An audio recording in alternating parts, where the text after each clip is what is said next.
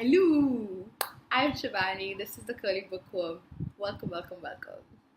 So today we're discussing Akumav, which is essentially a court of mist and fury.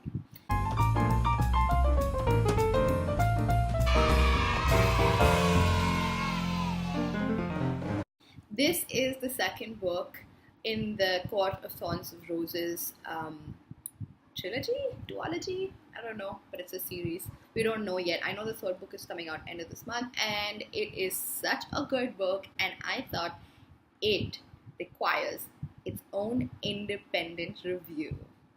So this is a spoiler and a spoiler-free version. The first 5 minutes or so will be a completely spoiler-free part of the video, which you can totally watch simply because I would like to convince you to read this book. And the second part of it is just for me, so that I can vent and talk about all the great things in this book, and you can discuss it with me below in the comments. Because oh my god, I'm so excited! I love this book so much.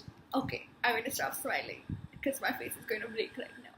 This book is the sequel to the previous book, which is The Court of Thorns and Roses. In A Court of Thorns and Roses, you had Feyre, who is the protagonist, and we're following her story. It begins with her hunting in the woods on a cool winter night, and she essentially is desperate. She's very, very hungry. Her family hasn't eaten in forever, and then she finds this deer that she is going to kill.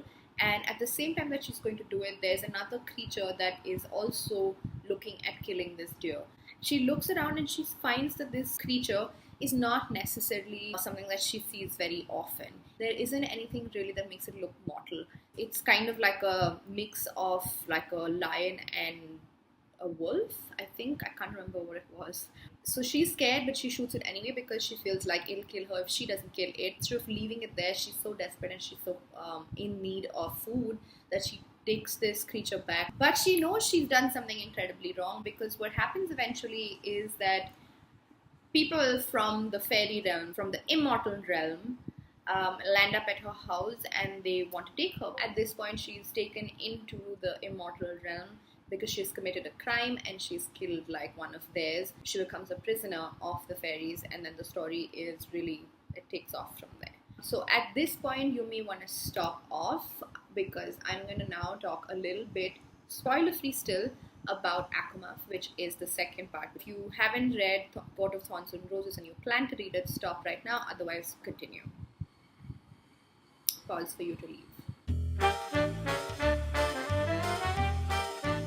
So Akumav, dudes, for the ones who read it, how good is this book? How good is this book?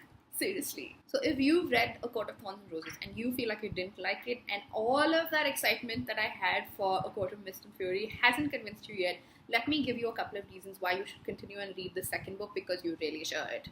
I will force you. I will force you. I will hypnotize. Okay, I will stop. First, the world. It is so good. So here's what happens in the second book, right? There's essentially a whole bunch of courts that you get to see. That's right, not just the Spring Court, but a whole bunch of other courts. It is amazing. The world building in this book is insane. I don't want to say anything more because clearly at this point you're still at spoiler free. The character building in this book is insane, because I felt like in the first book there was no character building at all. That's probably why I didn't like it as much as I like this book. I was super excited about how they built on all of these older characters and introduced a whole bunch of new characters. Wow. The other thing about this book is that it's extremely action-packed. So I felt like in the first book there wasn't much happening for a really long time. Like, you had to endure Feyre's thoughts and feelings, and she had so many feelings. In this book, there is so much insane amount of action. It's totally action-packed. It's from the beginning to the end, there's just stuff happening. As far as the plot is concerned, there are tons of twists and turns. There is so much you learn about so many things. I hate that this is spoiler free and I can't tell you what. Ugh. You have to go read the second book. Now, for the non-spoiler free version of it, if you have not read either of these books, please exit right now. I really need to talk about this book. I hope you've left now. Guys, people who have read and love Akumav, isn't it amazing? The world in this book is so cool. The Court of Nightmares, the Court of Dreams, the Court of Dreams. Oh my god. The entire world, how it looks, how it feels, the mechanisms of this world. Finally, we get to know stuff like that. Now, in the third book, apparently, she's going to be introducing a whole bunch of other courts. The Dawn Court and more of the Summer Court, hopefully. The second part of it was this whole romance piece. Did you see the whole Rhysand thing coming? I mean, I think I did, but not like this, not in this form and manner. I must tell you though that when I began reading this book, I was just really annoyed with Sarah J. Maas because he started writing Tamlin sort of negatively, and I really did like Tamlin in the first one, and I was very resentful of the fact that he was becoming this guy that was everybody's nightmare. He was conventional and irritating and foolish. Just why? Why did she have to do that to him? But then it was totally worth it because you got a far better hero, which is basically Rhysand. What's really interesting to me is what she's done by writing a story like that. She has smashed the trope of one partner only, which she also does in her other books. It may seem like you have gone to death and back for somebody, but it doesn't mean that you have to stay in the relationship if it feels like shit. The thing with most fantasy books is that they don't do this. It almost feels abusive in some books where you have to stay with the one person that you started off with because he's your one great love. I'm a romantic, but I don't really believe there's just one person out there for you. That's just bullshit. I'm glad that Sarah J. Maas does this in her books where she makes it okay for a girl to have several different boyfriends or partners. Having been in relationships, I know how hard it is to let go of somebody, great love of your life. But then to find another great love and to realize that it's so much more, that you've grown in your relationship and your idea of a relationship is so great. And I love that she's brought this into this book. I love Rhysand just for the fact that he is such a great partner. He is someone who gives you all the freedom in the world to be yourself, and at the same time he hoists you up when you need it. So I love that quality, and I love that was how Sarah J. Maas decided to write Rhysand. I loved the new characters in this book. How can you not love Mor and Asriel and Cashin and Amren? In fact, the only thing that I don't like about this book is that it's been narrated by Pharaoh.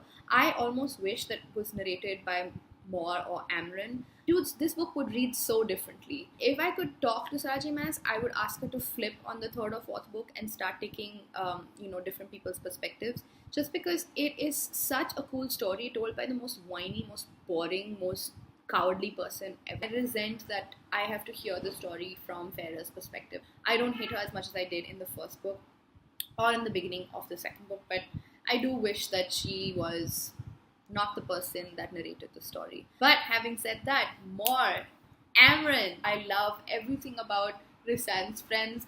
I would date him only for his friends. Such a great gang. Like, why wouldn't you want to inherit a gang like that if you start dating a great guy?